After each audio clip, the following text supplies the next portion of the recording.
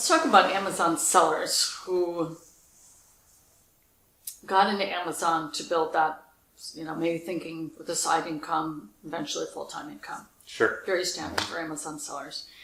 And they get stuck in that, it's basically, we call it an owner-reliant business. If they don't show up in their business on a daily basis or near daily basis, their business isn't going to run, or at least maintain any level of consistency unless they're just that whole inputting. We call it daily operation. And they would like to offset that. And we've had Amazon sellers come into the e-commerce business school. One gentleman doing really, really well with wholesale, big volume, but just swamped with the tasks that were involved with it, the time, really more so, it's the time. And he did this on the side, working a full-time job and just like complete overwhelm. And we really, just literally from day one, what we do here at the e-commerce business school is we've already, when we bring people into our program, it's not necessarily, let's teach you this sourcing method. As we know, there's several different sourcing methods. We actually start people immediately from day one with a business premise. That's really important that people grasp onto. And the business premise is, we're going to teach you, starting from day one, on how to get your business to an automation, a level where it can run with or without you. So, but here we're wanting to introduce this to people already in Amazon, and they're like, and I still don't have that, Ann. I am stuck in the grind. Let's talk about that. What is it? What are they inherently missing? What do they need? And how can they get there? So ironically, they're trapped by their own success. They've done all the right things. They've got their sourcing going, they've got the sales, all of that moving right along, and they have this consistent Amazon business that's humming right along fine. And they find that the more business that they have, more sales that they have, the more time it takes for that. Yeah. And this is what's trapped them. They've hit a ceiling where they no longer have any more time to invest in their business, so they can't grow. They can't scale their business beyond themselves. And it's unfortunate. Yeah. A lot of self-employed people are at that place. And that's the difference between somebody that is self-employed versus being a business owner. Another way of looking at this is being a solopreneur versus being an entrepreneur. And that business builder or the entrepreneur, it requires one thing of them. It requires an ability and a willingness to delegate tasks to others. Right on the head. That willingness to relinquish. and that's right. It can be scary. It can be scary. It can be intimidating. But what if they mess up? Oh, and wait a minute. Worse yet, if I don't keep doing it, and then I have to take the time to train someone, well, then that's going to slow down the momentum I have going on. And so, like, how do I do that transition? Because in theory, it sounds great. Yeah, I've got those sales. I'm in great profitability, but I've hit a ceiling. And I've had this feeling and this understanding that obviously there's got to be a better way. But how do I smoothly transition into that without losing the existing momentum I have going in my business? It's that necessity is the mother of invention. Yes. And when you can no longer do everything yourself, when the frustration from having to do everything yourself gets so bad, people are going to change. And they have to let go of some of those tasks. So if you look at your business from a systematic viewpoint, if you look at it as, this is just a series of procedures that get performed regularly, consistently in my business, it's just a matter of selecting one of those procedures and offsetting that. It's one at a time, delegating one process at a time. And over time, you can actually delegate the entire business so that you're no longer working in the daily activities. You get to work on your business rather than working in your business. Yeah. I want to put in place like a mental filter that might help you out. You have way of separating this out in your mind is low value tasks versus high value tasks. Well, basically, you did a lot of these high value tasks when you got your Amazon business up and running. They were high value. How do I source? How do I, all these things that led to your success. Those were high value at that time.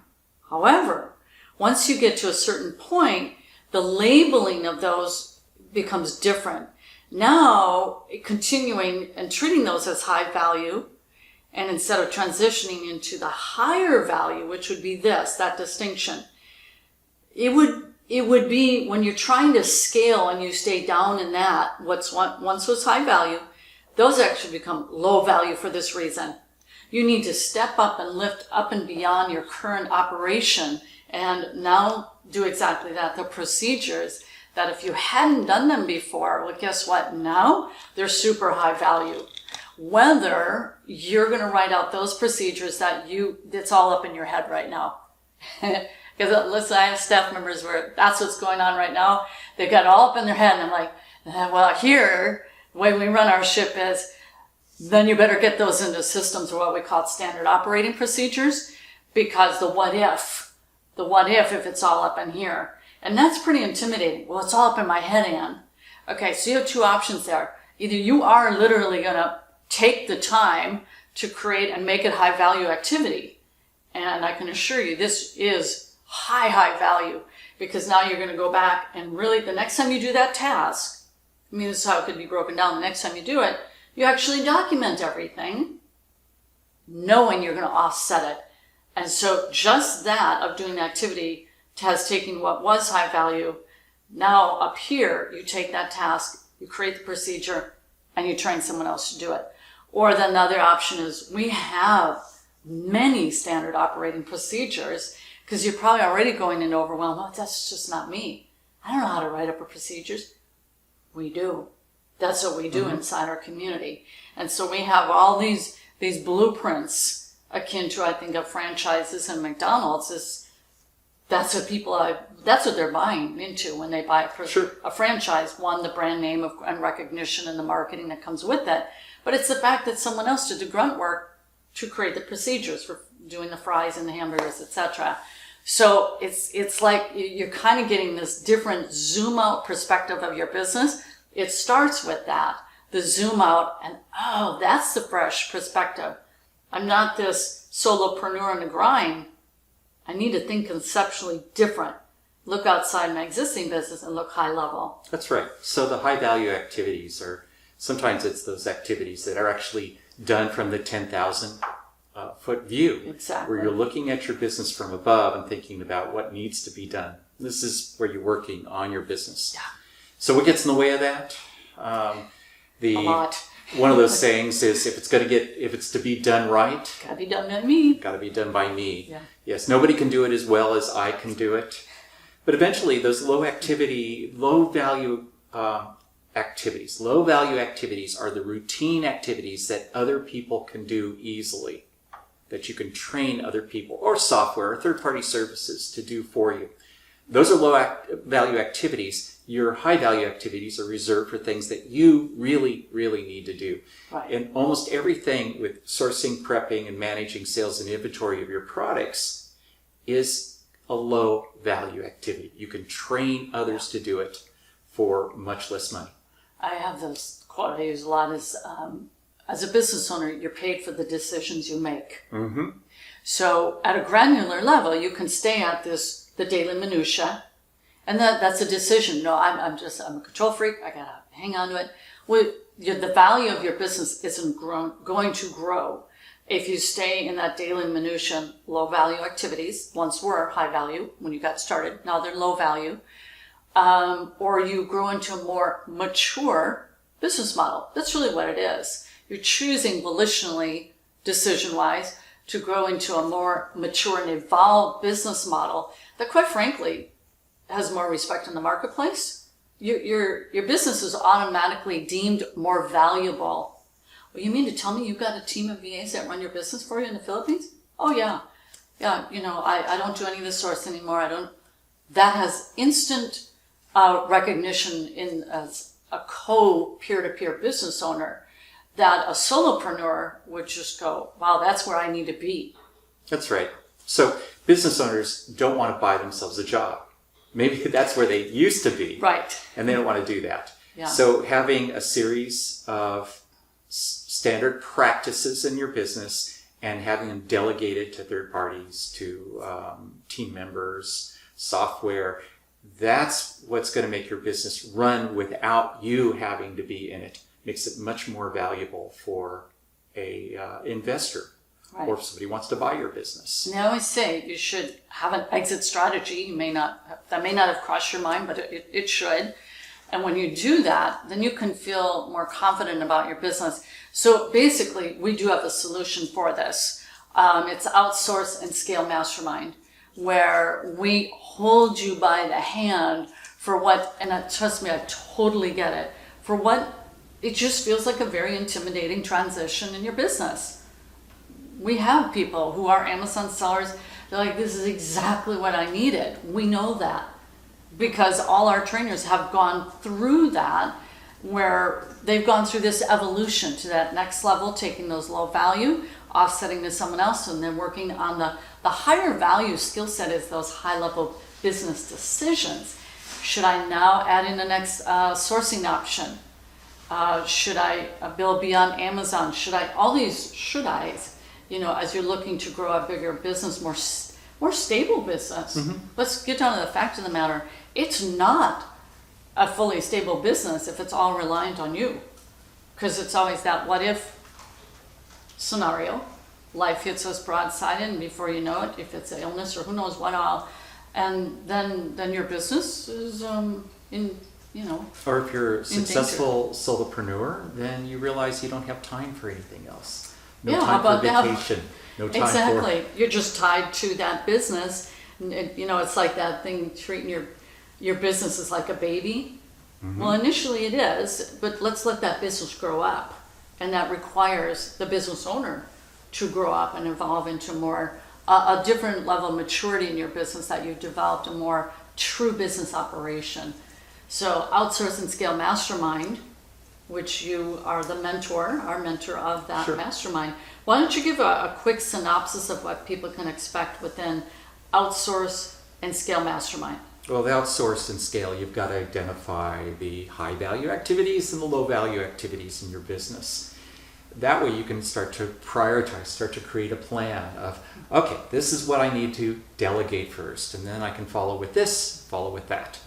And so with delegation, one of the questions that comes up is, well, how do I know what to delegate? I don't know how to train. I don't know how to hire, train, and manage team members. So there's a process for that. Yeah. It's not difficult, and we lead you through that process. You don't have to know all the answers. You just need to know what the outcome is going to be, the expected outcome for your business. Yeah. It's interesting. It's just like what has led you to your current success has been a series of actions done correctly at the end of the day. Mm-hmm. A series of actions done correctly has led you to success. Step up, it's the same thing. A series of actions that you will implement via Outsource and Scale Mastermind that will lead to that next higher level of success in your business. It gives you peace of mind. It takes a fair amount of stress off. Instead of it all on your shoulders, is now it's being offset to people. And I'm just going to say, oftentimes done better than what you can do, or inevitably within, as a business owner, you have your strengths and weaknesses. Let's just not kid ourselves on that. You and I have different strengths and weaknesses. Everybody does. And that's the beauty of when you build a team. You can bring in people who can make up for the deficits you yourself possess. To create that more rounded, robust business model, people augmenting those skills or strengths that you don't possess, and create a stronger, more viable business. So we just want people to know there are definitely, as in all things in business, solutions to the current problem you're facing to get you out of that grind and get you more poised and ready for big scale. Through this mastermind. We want to see you become a leader in your business. And the doer, maybe all that work that you've been doing, that's not a leadership position. So the training provides the elements of how do I be the leader, how do I delegate those other tasks to others. And eventually you get to the place where you can replace yourself in your business. Yeah, Dr. Josie, whom introduced you to me, that's exactly what she did. As she's got her main VA, who is in India and manages her team in the Philippines, and she said, Dr. Josie, if if we have to come to you and we have to check in with you, we're not doing our job. In other words, no, I'm Yes. here to help run your business for you at the level you want me to run your business for you. See, Josie has empowered that woman to lead the business. And this is something that if you think about yourself and how you've made these decisions, you've made executive level decisions. And that's the type of person that when you go to replace yourself, will find is somebody that can make that same Right. executive level decisions. Exactly. It's not that you won't be doing anything in your business. This is the place that enables you to grow your business, to really scale your business, we could go, that's a whole nother conversation. That's a whole other conversation. It used to be said if you're not online, you're not in business. That's from like 15 years ago. All right. Now it's that if you're not on Amazon, you're not in business. Regardless of that big dream, you've got to build a foundation. You have to have a business that has cash flow. You need more cash? Go out and source some more. Shove those products into Amazon. What's going to spit out the other end is profit. It's that simple, isn't it? Then they start looking at it as, this really is a system. So how can I add more to my system? How can I start to scale this? That's why this is so integral, each pillar leading up sequentially to that long-term reliable business. These are the real assets then that somebody who wants to buy a business, this is what they look for. This is the brand launcher, the career launcher, the income launcher. It's a beautiful thing. And I know you're going to love what this can do for you. You're going to get a vision. You're going to get a vision to grow your business, to sell it for a profit, kind of show your pals, your friends, your family. Yes, you can make $1 million just selling on Amazon alone.